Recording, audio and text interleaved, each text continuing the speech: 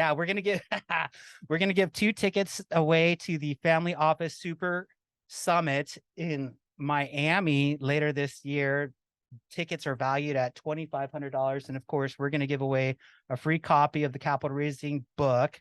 So, with that, why don't you guys please put in the chat or Q&A? I'm not even sure which one.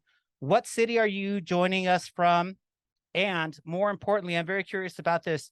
I would like to know, what percentage do you guys think your success has to do with mindset? Because this is something that Tyler is very passionate about.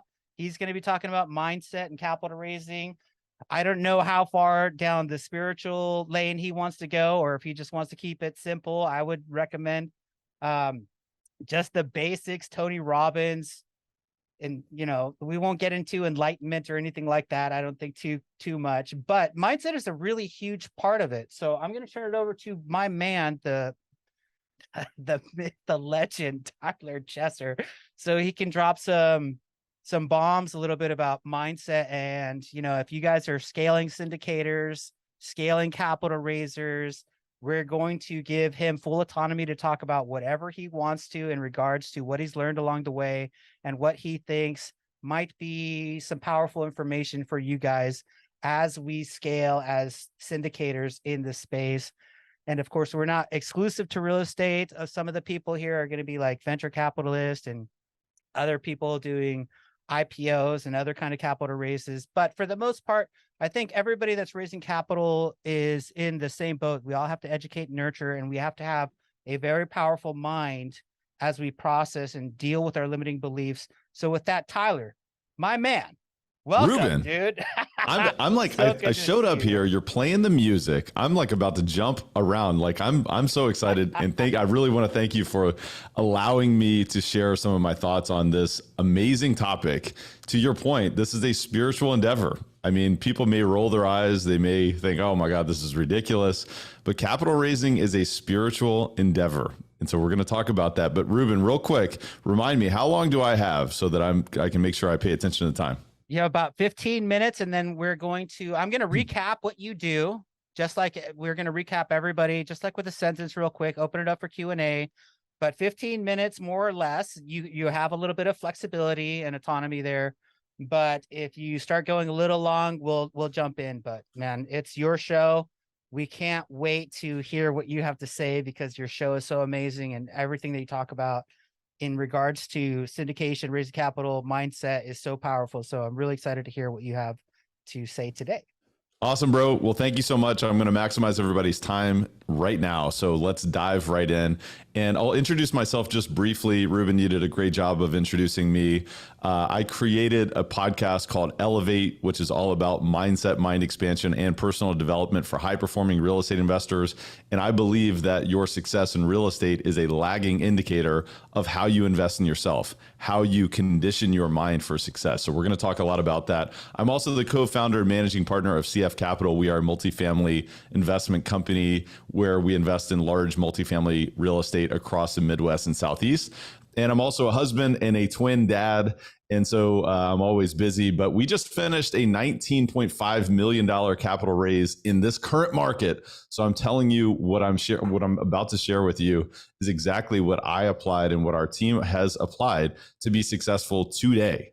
And over the years, we've continued to compound on this. So what I'd like to share with you, and this is, I don't have a presentation, I'm not presenting slides or anything like that, but I want to invite every single person who's showed up today to invest in themselves to jot down some notes, because what I think what I'm going to share with you is gold, and are some ideas for you to take things to a whole new level and beyond. And really the thought process that I'd like to start with is, there's this beautiful book, it's called Think and Grow Rich by Napoleon Hill. What I'd like for you to jot down at the top of your notebook is think and raise more capital. Think and raise more capital, because it starts with belief. What do you believe is possible? What do you believe you can accomplish? Because guess what? That is the limit. So let's open up the limit and remove it, and let's go limitless. Whatever your mind can conceive and believe it can achieve. That's what Napoleon Hill said. And ultimately, we have to start there, and we have to start to get clear and conscious of what unconscious beliefs we may have about money, because ultimately, when we start to talk about vibrating on a wavelength or this being a spiritual endeavor, we've got to get clear on what do we really believe is possible? What do we really believe about money? Is it attracted to me or is it repelled from me? And ultimately, it all starts with that belief, which then leads into an emotion, which then leads into behavior. And obviously, it comes down to serving investors. But we've got to start with a belief. And ultimately, of course, it goes without saying, I know you're probably going to talk about this a lot throughout the rest of today's masterclass, but success leaves clues. You've got to model success, follow a proven process, which includes things like priming investors, letting them know, hey, here's what we're up to, and here's what our brand is, and our team are experts in, and here's how we deliver returns for investors. And, here is how we're interacting with the current marketplace, and here's our experience level and so forth. You've always got to be building your brand. You've always got to be building your influence and ultimately your database and your relationships well before you need a deal. That all goes without saying. So success leaves clues. So let's not move further without recognizing that there are processes, systems, procedures that you need to follow. But when it comes to you leading these efforts and being a capital raiser, of raising more capital and raising capital at scale, it comes down to belief. And then from there, it comes down to setting your intentions with clarity. Right? Where are you going? What exactly are your goals? There's a big difference between having no understanding about where you're going and having a crystal clear clarity about where you're going. And then you've got to elevate your emotions, right? You've got to vibrate on the wavelength of possibility, of, everything that you want to accomplish, rather than not what you don't want, what you don't want to accomplish, or all the problems that you may encounter. So you've got to visualize that success and hold the vision, remain steady, even when you get knocked off course. Because I don't know about you guys, but I can tell you just from finishing up that $19.5 million raise last week, we were knocked off course a handful of times. And there were many times where it felt bleak. It felt like, man, I don't know if we're going to get to our target in the time that was necessary. But I trusted the process. Our team trusted the process. Ultimately, we got where we needed to go. Some other things nuggets I want to drop. It's important to build and earn trust with investors. Ultimately, they're investing in a relationship of someone that they like, that they know, that they trust. And so you've got to build and earn that trust over the long haul. And ultimately, these are long-term relationships. So now we're bringing the belief, we're bringing the possibility, we're bringing the energy that is attracting opportunities for folks to invest with you. You're not selling anything. I think we've said this 1,000 times, but it deserves to be said again. We're not selling anything. We're offering an opportunity. And so what you're doing by building and earning trust, one investor at a time, is you're actually scaling referability. And when you're answering questions, when you're asking great questions about what are your intentions, what are your objectives, what are your goals, right? Because, in many aspects, what we're talking about from a scale perspective is, hey, we're building a brand, we're building influence, we're building possibility. But then it all does come down to one-to-one relationships. At least that is how it works for us. And in many aspects, when we raise capital, there's two different approaches. It's kind of a shotgun approach where it's, here's the opportunity. And then there may be more of a rifle approach to where it's, hey, let's talk through, how does this impact you? How does this impact your goals? What questions do you have about the opportunity? How may we be addressing certain concerns that you have? And as you're going through this rifle approach, and we found this to be very helpful and very applicative while we're designing systems around the rifle approach, because, if you're talking to hundreds of investors, that can be extremely overwhelming. But you've got to make the right calls. Everybody talks about dial for dollars, right? Dial for dollars. And it can be very valuable, no question about it. But you've got to make the right calls. So you've got to get more sophisticated. You've got to get more intelligent about who you're speaking to and who you are having conversations with. But you've got to bring that belief. You've got to bring that energy. You've got to bring the vibe, the vibrations of the wavelength of the possibility, but also recognize that your deal may not work for everyone, right? Find the right investors. But also when you encounter problems, right? There are problems everywhere in our business and real estate and all of these things. But of course, even in capital raising in particular, there are problems. Folks that committed to your deal drop out at the last minute, or maybe you have a handful of folks and maybe you've lost a tremendous amount of capital that you thought you had raised that all of a sudden are no longer involved in your deal. So you can either focus on the problem or you can focus on the solution. And what I would like to impart to you today is focus on the solution and find the solutions. And here's this note right here will change everything for you if you really own it. For the committed, there is always a way. For the committed, there's always a way. In our $19.5 million raise, we had a couple days where, I kid you not, we had over $1 million worth of committed investors that said, you know what, time doesn't work for me. I saw a big headline last week and I'm just out. And, it's like, oh my gosh, we can either focus on, wow, we have 3 weeks to go and we just lost a big chunk of, what we thought was committed to this deal. Or we could focus on, there are solutions, right? Focus on the solutions, not the problem, because you get what you focus on. And, the other thing too, is as we encounter challenges, as the train gets off the tracks, you've got to continually check in with your energy. Are you attracting abundance or are you repelling it? Because if we're not careful, we start to feel lack. We start to feel problematic. We start to feel all of these feelings. Well, guess what? Other people can feel that too. And, there's this level of transference where people can feel confidence or they can feel lack of confidence. They can feel courage or they can feel timidity. They can feel clarity or they can feel confusion. So you want to check in with that energy and become a magnet. You got to check in with your beliefs about yourself, about your deal, about the market, about money in general. Are you bringing a needing energy or are you bringing a giving energy? Are you giving an opportunity? Are you needing the close, right? These are big differences. So you got to check in with your energy. And as I mentioned earlier, raising capital is a spiritual endeavor. You must vibrate on the appropriate wavelength of service. In my opinion, ultimately, and I had a great conversation with Vinky about a week and a half ago, or maybe a week ago or so. And ultimately, no matter what religion you subscribe to, spirituality to a large degree is about service. It's about giving to humanity. It's about listening. It's about being abundant and allowing abundance to flow through you and flow through you to other people as well. And, the other thing too, is when we talk about this rifle approach and the shotgun approach and really going out there to find investors and offer them this amazing opportunity, be willing to acknowledge when a deal isn't right for a particular investor, and don't waste your time on folks, who are maybe you're overcoming objections to, and ultimately they just have another objection. At some point, it's okay to move on. It's okay to recognize that everyone is tuned into this radio station called WIFM. What's in it for me? If it doesn't meet their objectives, move on. Focus on the long term. Even if you feel like, man, I really need to close this investor to get to where I want to go, recognize that money is abundant. It is unlimited.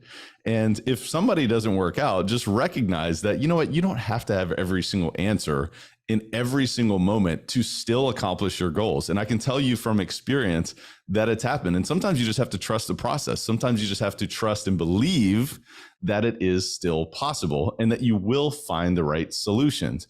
Focus on the long-term, relationships, and don't beat that dead horse. And ultimately, it's also about a decision with a deadline for every investor. I think that's one of the reasons why, deal-specific capital raises work very well, and you can almost raise more capital than you can in a fund from time to time. Is because there is a hard deadline. There's a closing date. There's all those things. We could certainly, debate that whole concept, but I think decision with a deadline is an important and powerful tool that you can leverage in addition to the belief, in addition to the clarity, in addition to the vibration that you bring to these relationships. But I want to share a few things. I know we're getting tight on time and I'm trying to pack as much value in here as possible for everyone who's showed up and investing in themselves. But amazing. In conclusion, here are a few things that I've learned. We're in an extremely challenging environment to raise capital, but you can still raise tremendous capital if you apply these principles. And a few things that I learned and I saw in practice is that it may be tough, but you are tougher. You can do hard things. You can embrace uncertainty, and you can trust that, and you can trust that you are committed to figuring things out. You mentioned Tony Robbins, Ruben. He said, the quality of your life is in direct proportion to the amount of uncertainty you can comfortably deal with. And I don't think I ever really understood that until I'm, now on the other side of, some tremendously challenging projects of raising capital in a tremendously volatile, economic environment. You got headlines left and right, convincing investors that they should be, bearish in every regard, and they should just be fully in cash, and, they should run for the hills, and you've got to overcome tremendous amount of uncertainty. And so that's what's going on today. But obviously, as you're focused on the long term, there's going to be different levels of uncertainty, but remembering that the quality of your life is in direct proportion with the amount of uncertainty that you can comfortably deal with, to me, is exciting.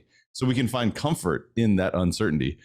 Alternatively, I want to invite you to be open to the idea that it can also be easy and effortless. I don't want you to forget that, because even if we bring the belief that we're willing to engage with uncertainty and challenge and problems, and we're willing to hold that vision, there are times where it can be easier than you would have ever imagined as well. So I would like to invite you to be open to the idea that it can be easy and effortless, but remain committed to your outcome. Remain committed to owning your beliefs. Guess what? You have to choose to own your beliefs. And there are things that you may encounter when you start to observe and you check in with your energy. Am I bringing a scarcity energy? Am I bringing abundance energy?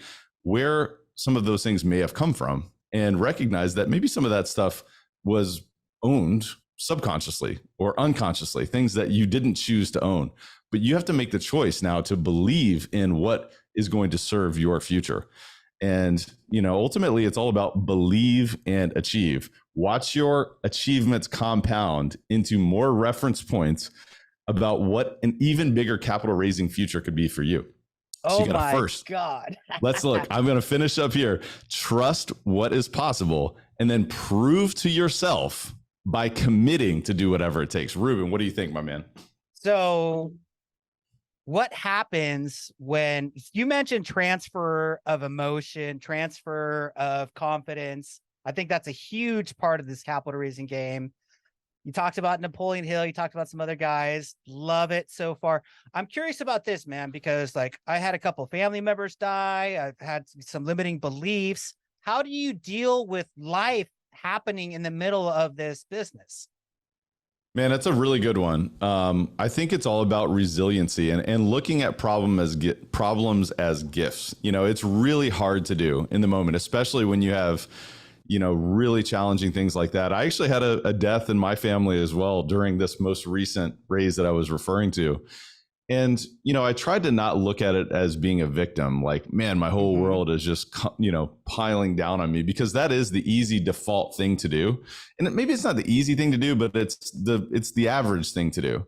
And what I've tried to do over the years is really just own this belief that, hey, I'm not a victim, but I'm a victor, receiving the gifts of circumstances. I'm receiving that life is doing things for me and not to me. And so while I may not know it in the moment, there's a bigger reason why things are happening at this point in time. So, it doesn't happen overnight, but these little mantras, a lot of people who maybe aren't in our world, they might roll their eyes when they hear stuff like this. But I'm telling you, man, these mantras, they come up to be extremely valuable when you have these types of circumstances that want to knock you off.